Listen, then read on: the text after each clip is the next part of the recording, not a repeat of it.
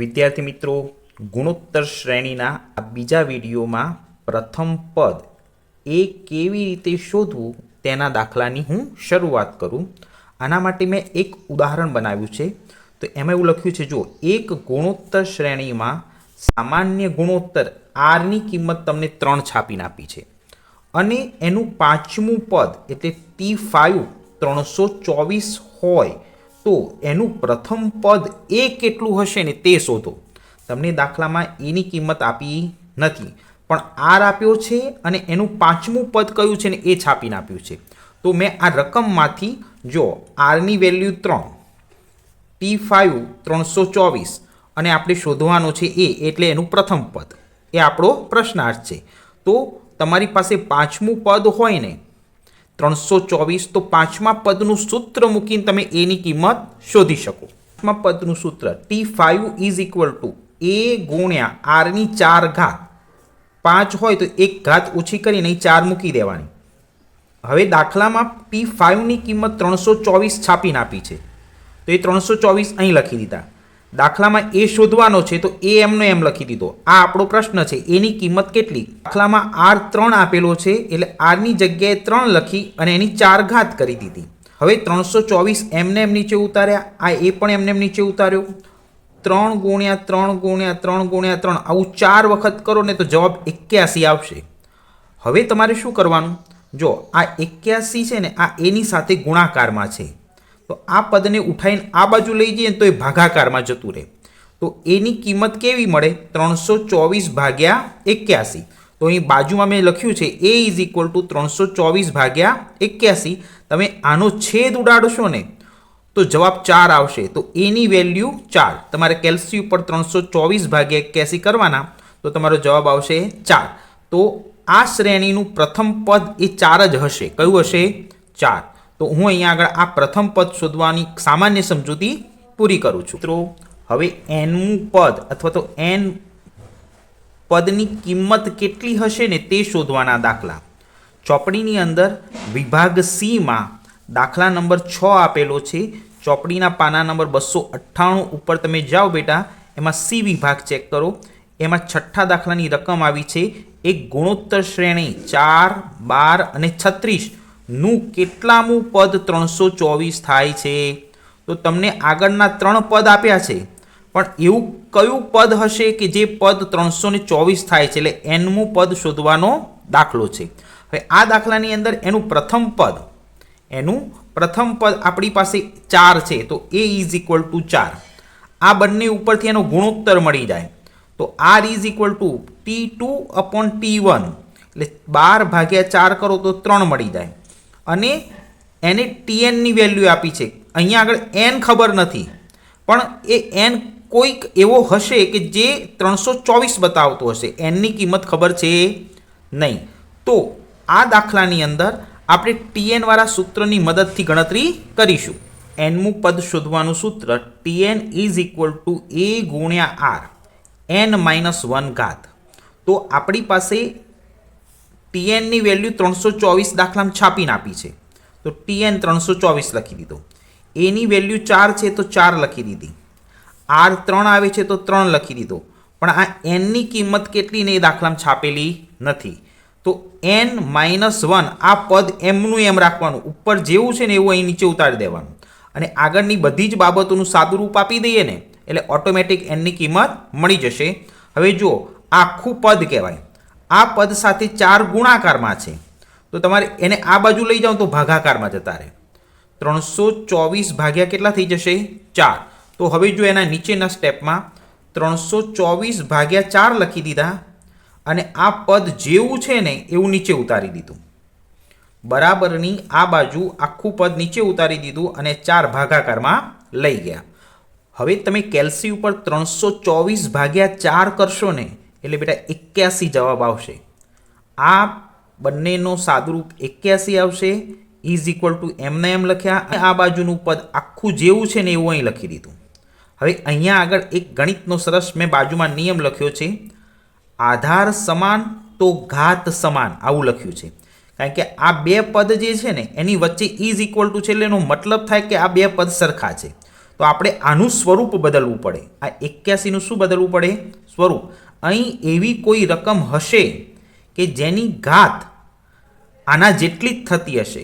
એટલે અહીં જે આધાર દેખાય ને એ તમારે આધાર કેલ્સી ઉપર લેવાનો અને એનો ગુણાકાર ચાલુ કરવાનો. 3 ગુણ્યા 3 ગુણ્યા 3 ગુણ્યા 3 એવું 4 વખત કરો તો જવાબ 81 આવશે. તો અહીંયા આગળ આધાર 3 મૂકવાનો. આધાર સમાન હોય તો ઘાત સમાન હોય તો જ વચ્ચે ઇઝ ઇક્વલ ટુ લખાય. તો આનું સ્વરૂપ બદલીને આવું કરી દેવાનું. જો 3ની 4 ઘાત, 3ની 4 ઘાત એટલે જ 81 થાય. અને અહીંયા 3ની n-1 ઘાત. તો જો આ નીચે આધાર સરખો થઈ ગયો. તો નિયમ એવું કહે છે કે જો આધાર સરખો થાય તો એની ઘાત સરખી જ હોય તો જ બંનેની વચ્ચે ઇઝ ઇક્વલ ટુ લખાય, નહીં તો લખાય નહીં.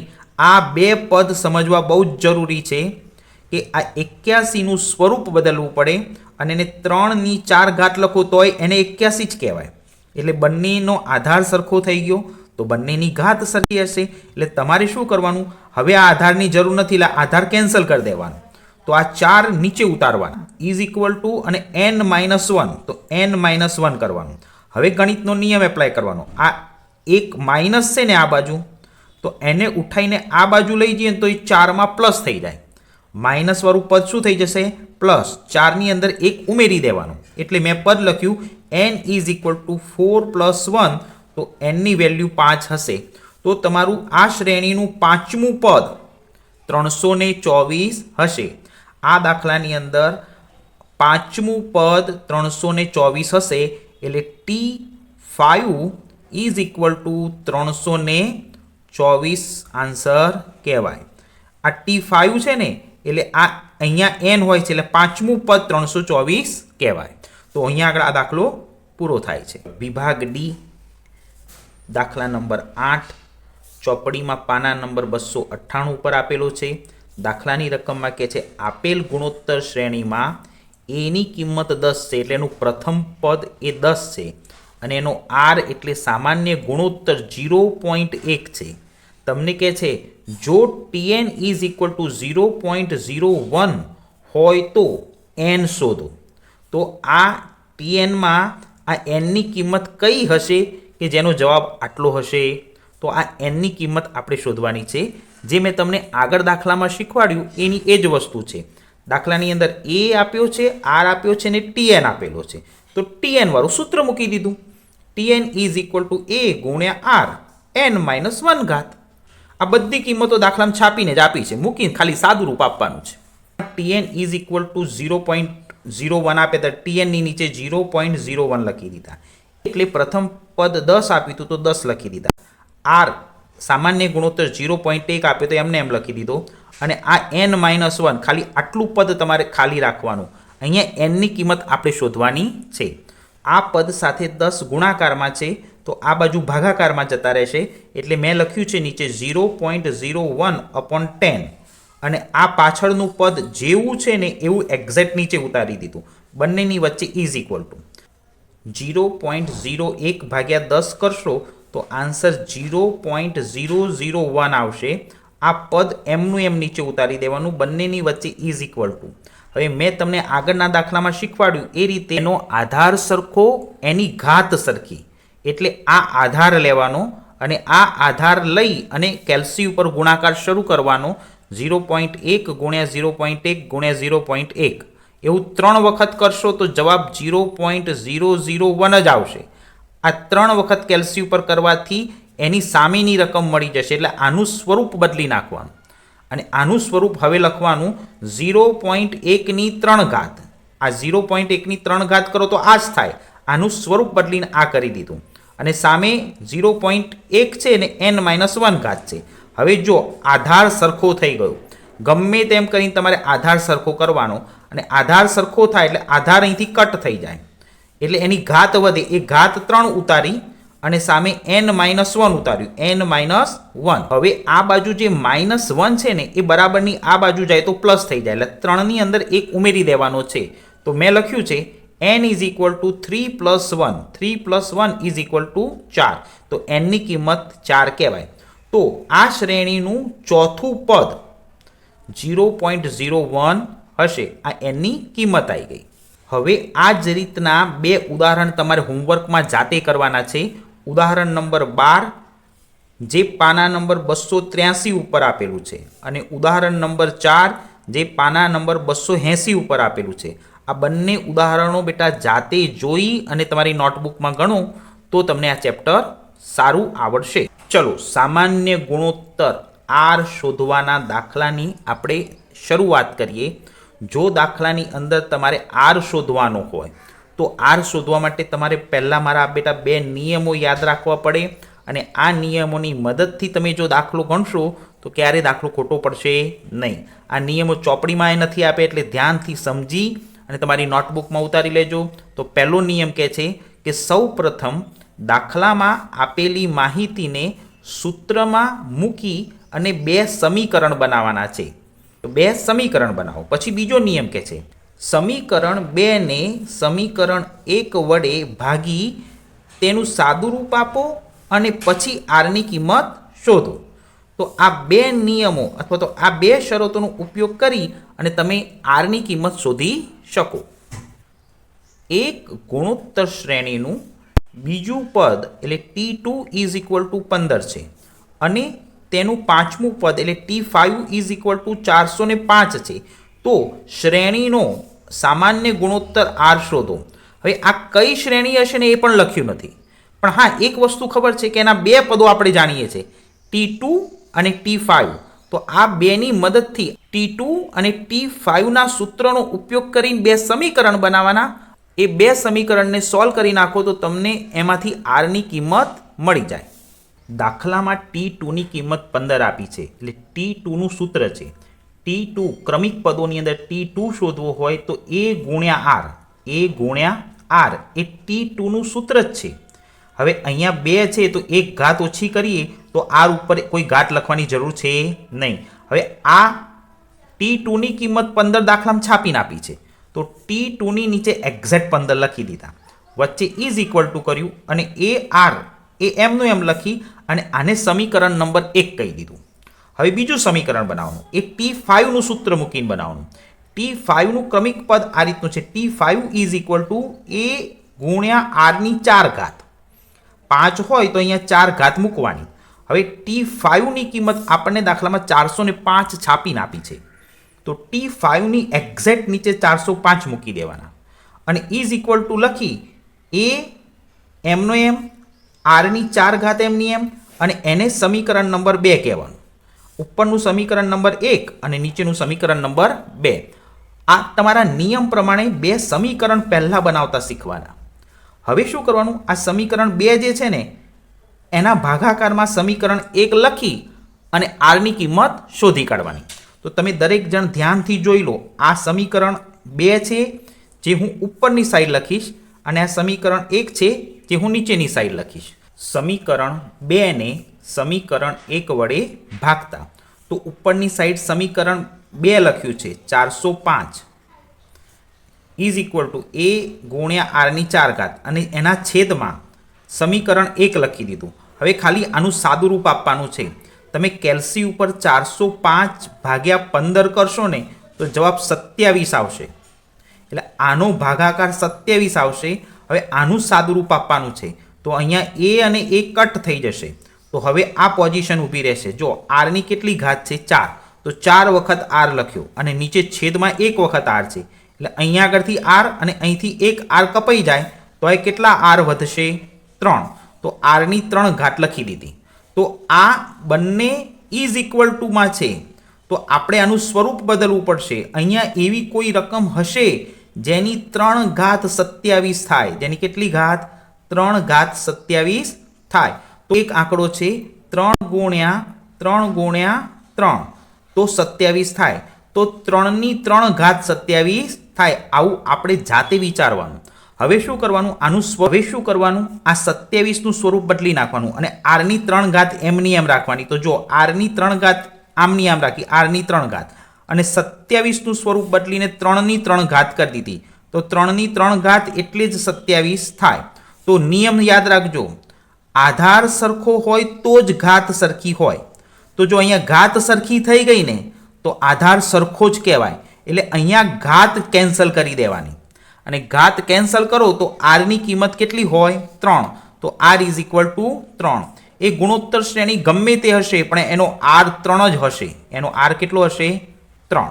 તો અહીંયા આગળ આ સામાન્ય ગુણોત્તર આર શોધવાનો પહેલો દાખલો પૂરો કરું છું. મિત્રો હવે એ જ રીતનું એક બીજું ઉદાહરણ શરૂ કરીએ. આ ઉદાહરણ થોડું ગાણિતિક રીતે અઘરું છે, એટલે એક ગુણોત્તર શ્રેણીનું ત્રીજું પદ T3 ઇઝ ઇક્વલ ટુ 3/2 અને સાતમું પદ 8/27 છે.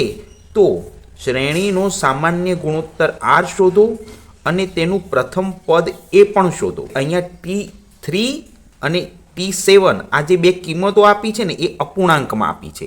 એટલે ઘણા બધા છોકરાઓ જોઈને જ ગભરાઈ જાય કે સાહેબ આને કેવી રીતે સોલ્વ કરવું. તો એકદમ સિમ્પલ રીત છે. આપણે આપણા નિયમ મુજબ જ કામ કરવાનું. આમાંથી પહેલું સમીકરણ બનાવીશું અને આમાંથી બીજું સમીકરણ બનાવીશું અને એ બંને સમીકરણનો ઉપયોગ કરી અને પહેલાં આરની કિંમત શોધીશું. પછી આ બેમાંથી કોઈ પણ સમીકરણમાં આરની કિંમત મૂકો એટલે તમને પ્રથમ પદ એની કિંમત મળી જાય. આ મેં દાખલો ગણવાની થોડીક સામાન્ય સમજણ આપી.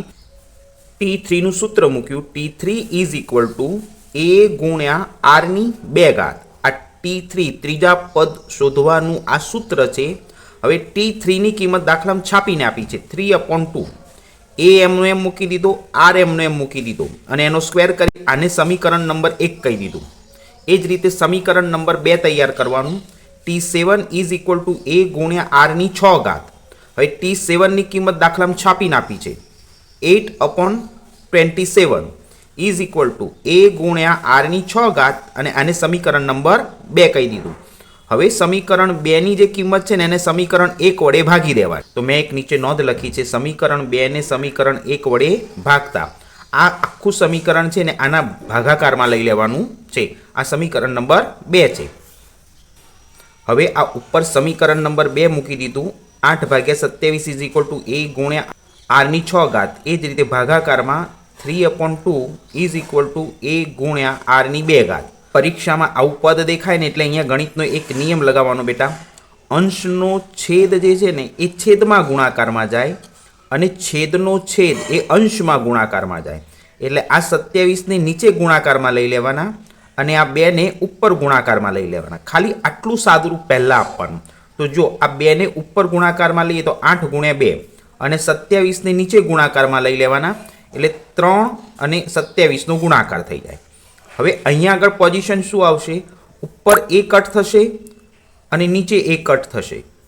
આરની 6 ઘાત અને આરની 2 ઘાત. તો આર 6 વખત લખ્યા છે અને આર 2 વખત લખ્યા છે. 2 વખત કટ થઈ ગયા તો 1 2 3 ને 4 આરની 4 ઘાત વધી તો એ નીચે ઉતારી દીધી આરની 4 ઘાત.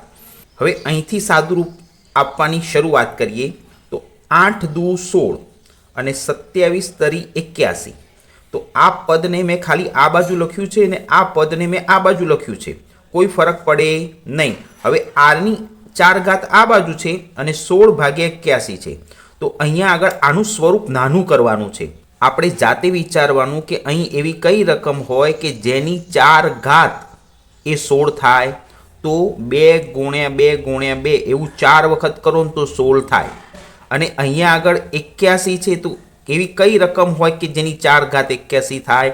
તો 3ની 4 ઘાત 81 થાય. તો આનું સ્વરૂપ નાનું કરી દેવાનું. 2/3 લખવાના અને એની 4 ઘાત લખી દેવાની. તમે 16/81 લખો અથવા 2/3 4 ઘાત લખો તો સરખું જ કહેવાય. હવે તમારે એક નિયમ યાદ રાખવાનો. ઘાત સરખી તો એનો આધાર એ સરખો. તો ઉપર ઘાત સરખી છે તો આધાર એટલે આરની વેલ્યુ આ જ હશે. તો તમારે શું કરવાની? આ ઘાત છે ને એ કાઢી નાખવાની. 4 કટ કરી દેવાના અને આરની કિંમત લખી દેવાની 2/3. તો અહીંયા આગળ આર શોધવાની ગણતરી પૂરી થઈ. હવે આમાંથી હજી એ શોધવાની ગણતરી બાકી છે. પ્રથમ પદ એ શોધવાની ગણતરી શરૂ કરીએ. તો આપણી પાસે T3ની કિંમત 3/2 હતી અને T7 8/27 હતા. આરની કિંમત શોધી કાઢી 2/3. હવે આ 3 સ્ટેપ જે છે ને એમાં આમાંથી 2 સમીકરણ બનાવ્યા હતા અને એ 2 સમીકરણની અંદર તમે જો આરની કિંમત મૂકી દો ને તો તમને એની એટલે પ્રથમ પદની કિંમત મળી જાય. તો મેં નીચે નોંધ લખી છે T3 અથવા તો T7 બેમાંથી કોઈ પણ એક સૂત્ર અથવા તો સમીકરણની અંદર તમારે કિંમત મૂકી દો એટલે તમને એની કિંમત મળી જાય. તો હું આરની કિંમત આ T3ના સૂત્રમાં મૂકી દઉં. T3 ઇઝ ઇક્વલ ટુ એ ગુણ્યા આરની 2 ઘાત. આ એનું સૂત્ર જ છે.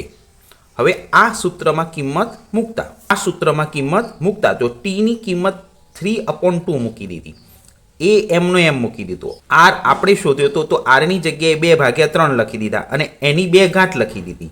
તો પહેલું કામ બેટા આનું સાદુરૂપ આપવાનું. 2ની 2 ઘાત એટલે 4 થાય અને 3ની 2 ઘાત એટલે 9 થાય. આ એ એમનો એમ મૂકી દીધો. તો આટલું પદ સોલ્વ થઈ ગયું.